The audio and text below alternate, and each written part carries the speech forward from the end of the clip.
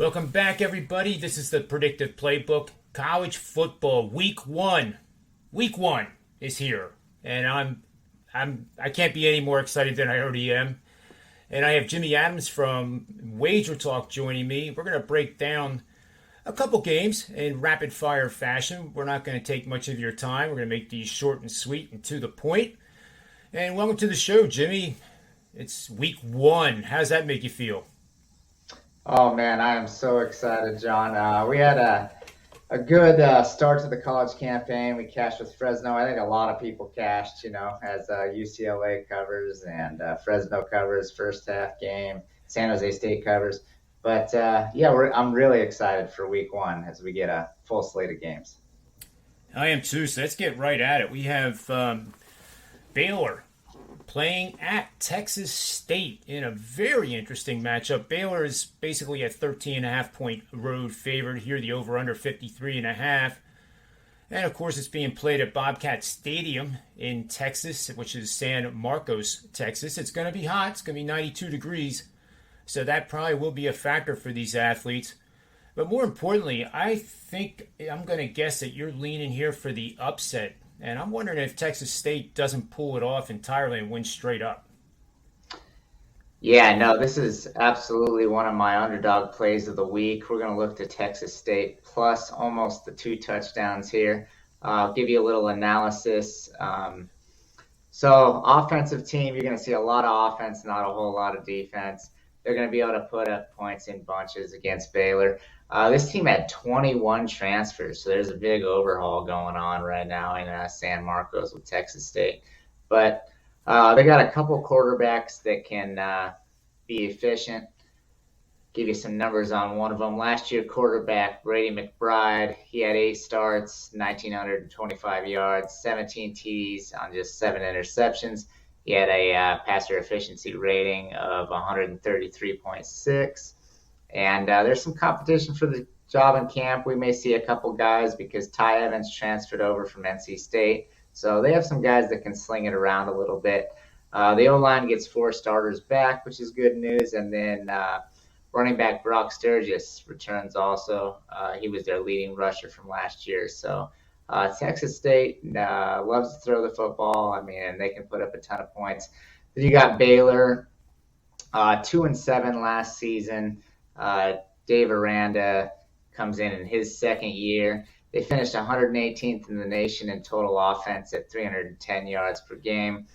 Offense didn't score more than 24 points in 6 of the 9 games. So that should tell you something as they lay almost 2 touchdowns here. They got a new offensive coordinator in Jeff Grimes. He comes over from BYU.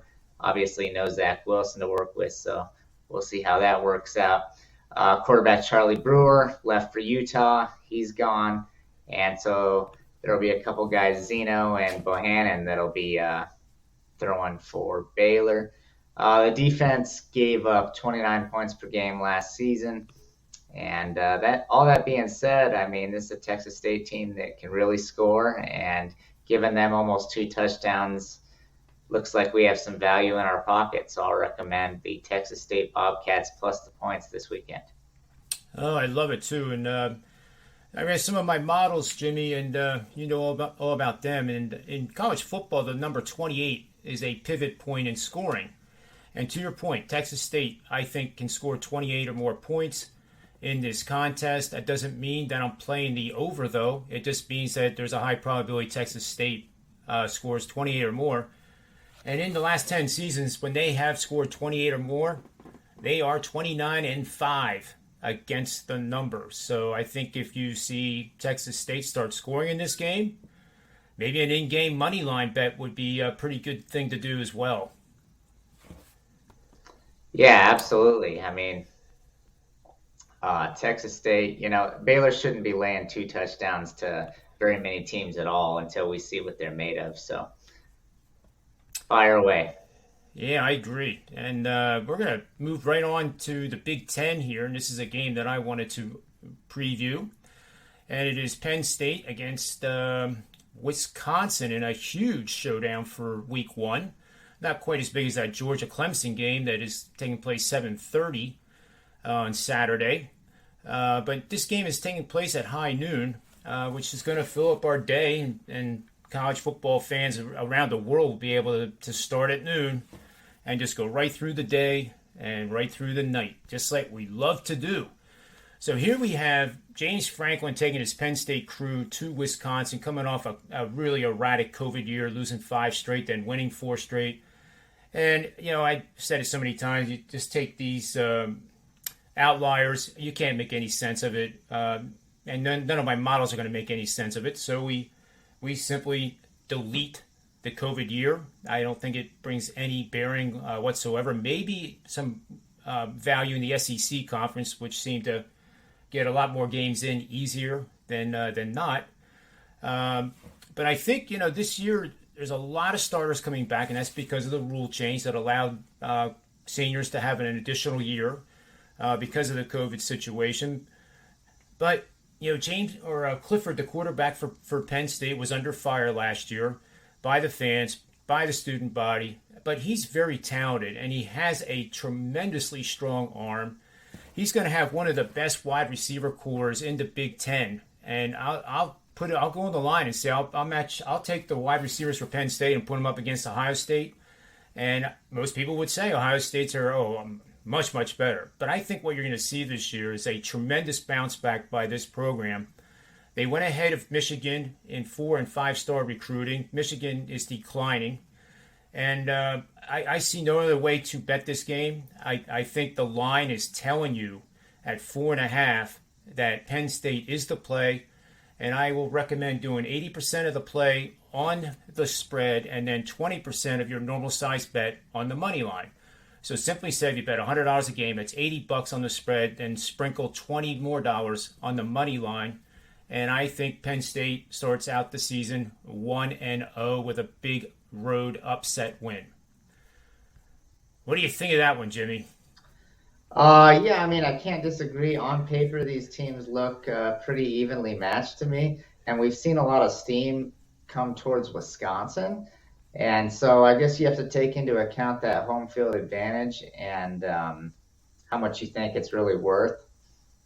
But at 5.5, it's going to be really hard to get to the window with Wisconsin just because of how evenly matched these teams are. I agree with what you said about Penn State having a lot of talent. Wisconsin, surprisingly, they didn't do a great job rushing the ball last year. And they're going to try and get back to their normal, run first, old school, take care of the football, force turnovers, play defense control time of the possession type game. So, with the number where it's at, I can't disagree with your play on the Nittany Lions. And I'll add this too as a last remark about Penn State. They were 4-5 last year, which puts them in a win percentage between 40 and 49% on the season. And did you know that road underdogs that were a losing record team between 40 and 50% win percentage are 34-10 for 77% over the last 5 seasons? I'm telling you, it tells you to take Penn State, take the points, and don't be surprised if they win. And probably that, I'm going to say it, then I think they're going to win by double digits. There, I said it, Jimmy. Wow. That's a bold call, but the math is telling me that. It's not something I'm making up. It's what the models are telling me. How many points do you factor in at Madison, Wisconsin for home field advantage, given that it's such a hostile environment? It's 2. Believe it or not. To your point, it's not that much because the other games don't get nearly as fired up. I can say the same thing about Penn State as well. Yeah. They have the second biggest stadium, I guess, in North America. 110,800, I think, is the current seating. And I've been there at games at night. And when it's on national TV, and Michigan comes to mind when they came there. Place is rocking. Then it rocks like you can't believe. And it's packed in. And you're basically sitting on top of each other. Your knees are in the back with the people in front of you. But nobody cares because we've been tailgating all day. But it's just an amazing atmosphere when they have the white out. The whole stadium, 111,000 people in white. And there's just nothing like it. So Wisconsin doesn't have that type of advantage, in my opinion. It's a smaller stadium. It's still quite large. But obviously, Michigan has the biggest stadium. And, not trying to get Michigan fans angry at me, but if they did have a head coach, that stadium would be more of a home field advantage than it is. But unfortunately, they haven't done so well in recent years, and I don't think they're going to do well again. So I'm on it. I'm on the Nittany Lions this week, plus a lot of others.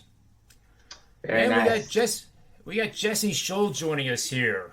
Top of the morning, you guys. We already previewed 2 upsets. Now, Jimmy didn't go out on a limb and say Texas State was going to beat Baylor. But I went out on a limb, and I'm calling the upset possible double-digit win by the Penn State Nittany Lions over the Wisconsin Badgers at noon on Saturday. What do you have for us, Jesse? I'm looking at LSU at the Rose Bowl taking on UCLA. Of course, the big story is Hurricane Ida, and I think that's prompted a lot of bettors to look at fading LSU, thinking they've got so much to deal with the hurricane and the travel and practicing at different facilities and this and that. But I would say that if you already liked UCLA, the hurricane's not going to help.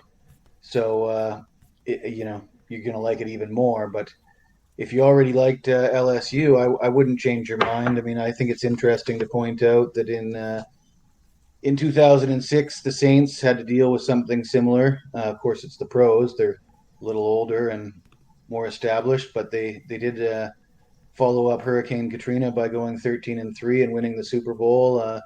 We've seen a lot of pro athletes and amateur athletes overcome a lot of things, and I don't think you should overreact to the hurricane and the relocating of games. Yeah, and it's I guess it is going to be away out there on the West Coast, I believe, is what I saw. So it's not going to be. They couldn't play in New Orleans. That's the way it is, and that's a very unfortunate situation. One question for you: UCLA, just does what we thought they would do. We said it on the show. Do you think having the game advantage, having played a game, having played a winning game, having actually a running game under Chip Kelly, who I thought he had forgotten how to hand the ball off for the last 7 years, but do you think those two things are a big factor here that could see an upset over LSU? I think it's an advantage to have a game under your belt. I think DTR at quarterback for UCLA looks like he needs all the snaps he can get, all the practice he can get. The running game looked good, but I mean, that was against Hawaii. Now you're trying to run against an SEC team. You want to expect your offensive line, the highly touted offensive line at UCLA. They've returned, I think, 10 starters on both sides of the ball, but who are these recruits in comparison to the recruits that that LSU has and the offense or the defensive front that LSU has? I mean, I think it would be a little naive to expect you're going to dominate those guys the same way you did Hawaii or anybody, or even the rest of the Pac-12. So I think it's an advantage to have played a game. Is it enough of an advantage? Not if DTR comes out and completes 50% of his passes. Yeah, to your point, he was a whopping 12 for 22 for 148 passing yards. I think he was sacked a couple times too, which brought it down to like 135. And I did see a little bit of his press statement too, that they were asking him about the accuracy and the arm and a whole bunch of questions. And he says, "I just need to get better. It was a great team win." So he did say the right thing, but you're absolutely right about the need for him to really step up this week against a big step up in the competition against LSU. But it certainly will be fun to watch UCLA again this year. They have the offense. So I guess that I did notice the total dropped from it's opened at 70. It's looking like it's hovering around 65 now. So that's an indication to me that bettors are looking at the UCLA offense and thinking they're not going to be able to pile on the points quite as high as they might have thought heading into the season. Yep, I agree with that. And that defensive front is for real for LSU as well. That's arguably one of the top 5 in the conference. And Well, let's recap our picks. We have Jimmy Adams. He is on Texas State when they host Baylor, plus 13.5-point underdog. And I'm just adding a little fuel to it, just sprinkle a little bit on the money line there. Pizza money, and maybe a pizza money line bet parlay with Penn State and Texas State. And I would not add UCLA because we're questioning their ability to compete at a much, much higher level. So those are 2 pizza money bets. And then I have on Penn State plus 4.5. And Jesse, your pick is the... I like LSU. LSU, right. I just wanted to make sure because I know you were talking about the total as well. So lay the points with LSU. I think that is a value bet for sure because now recency bias, UCLA looked like, oh my goodness, they could win the Pac-12. And that the market has adjusted and quite rapidly. I think if UCLA wins by 7 against Hawaii and doesn't cover the spread, you'd probably see this number a lot higher than where it is right now. So, guys, thanks for your time. This is the end of our first quick-hitting college football segment. We have the 3 bets that I just listed. So on behalf of Jesse, Jimmy, myself, and Adam Trigger, who we recorded earlier today, may all the wins be yours.